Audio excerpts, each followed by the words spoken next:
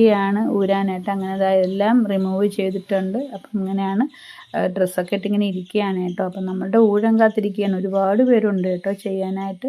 പലതരത്തിലുള്ള ആൾക്കാരാണ് വരുന്നത്. നട്ടലിന് കുത്തിവെപ്പ്, മുട്ടിന് കുത്തിവെപ്പ്, അതല്ല ഈ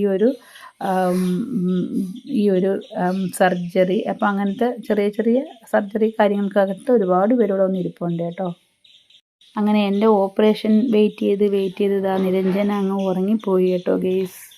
ഞാൻ അവസാനം വെയിറ്റ് ചെയ്ത് ഇതാ എന്നെ കയറ്റാനായിട്ട് അവർ വിളിക്കാനായിട്ട് പോവുകയാണ്. ഓക്കെ, അപ്പോൾ ഇതാണ്ട് സർജറി ചെയ്തിട്ട് വന്നിട്ടുണ്ട് ഞാൻ. ഇതാണ്ട് കൈയെല്ലാം കെട്ടി ആയിട്ടാണ് അവർ വിട്ടേക്കുന്നത്. നല്ല ഇച്ചിരി സമയം എടുത്തു, ഒരു അരമണിക്കൂറോളം എടുത്തു സർജറി ചെയ്യാനായിട്ട്. നമ്മളൊന്നും അറിഞ്ഞതൊന്നുമില്ല കേട്ടോ. ആ ലോക്കൽ തരുമ്പോൾ നമുക്കൊരു ഇച്ചിരി വേദന വരും കൈ കുത്തി വയ്ക്കുമ്പോൾ, അല്ലാതെ നമുക്കൊന്നും അറിയാനൊന്നും സാധിച്ചില്ല കേട്ടോ.